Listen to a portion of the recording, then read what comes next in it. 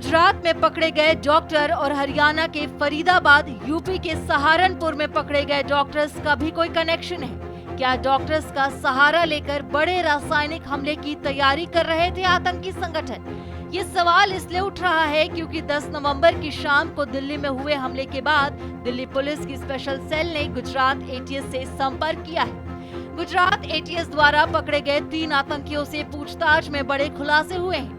ATS ने बताया कि आतंकियों के निशाने पर आरएसएस का लखनऊ हेडक्वार्टर था।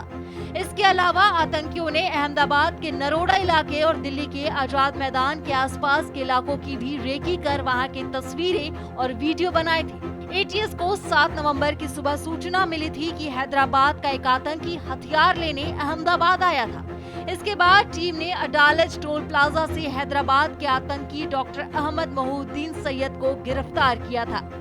उसकी कार 3 विदेशी पिस्टल और 30 कारतूस भी जब्त किए गए थे। कार देने आए उत्तर प्रदेश के 2 आतंकियों सुहेल और आजाद सुलेमान को भी गुजरात के पुर से अरेस्ट किया गया था।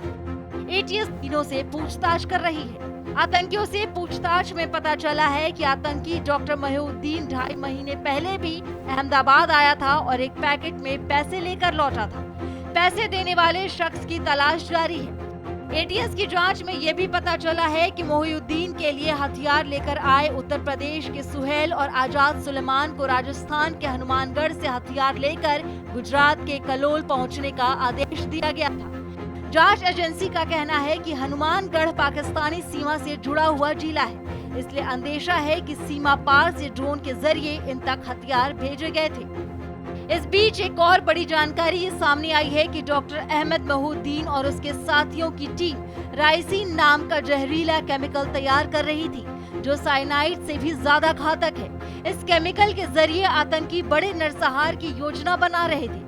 वे इसे खाने पीने की चीजों में पाउडर के रूप में और पानी में तरल रूप में मिलाकर बड़ा नरसंहार करना चाहते थे। सोशल मीडिया से संपर्क में आए थे तीनों आतंकी।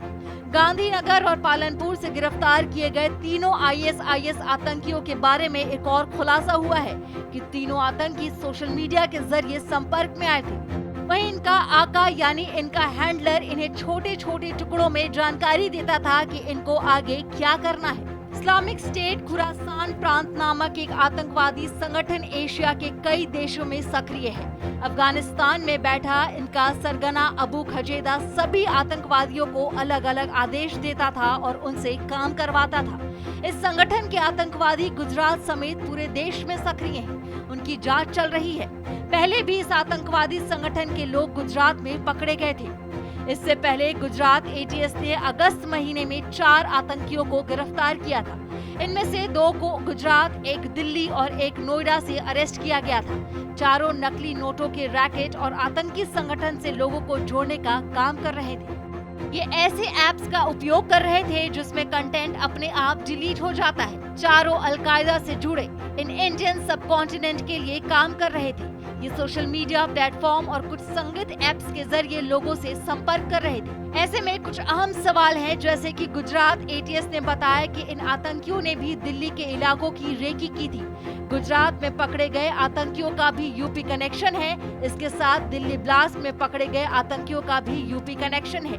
ऐसे में अब अहम सवाल यह है कि क्या अब डॉक्टर्स और फॉरेंसिक एक्सपर्ट्स का सहारा लेकर आतंकी संगठन एक बड़े रासायनिक युद्ध की तैयारी कर रहे हैं।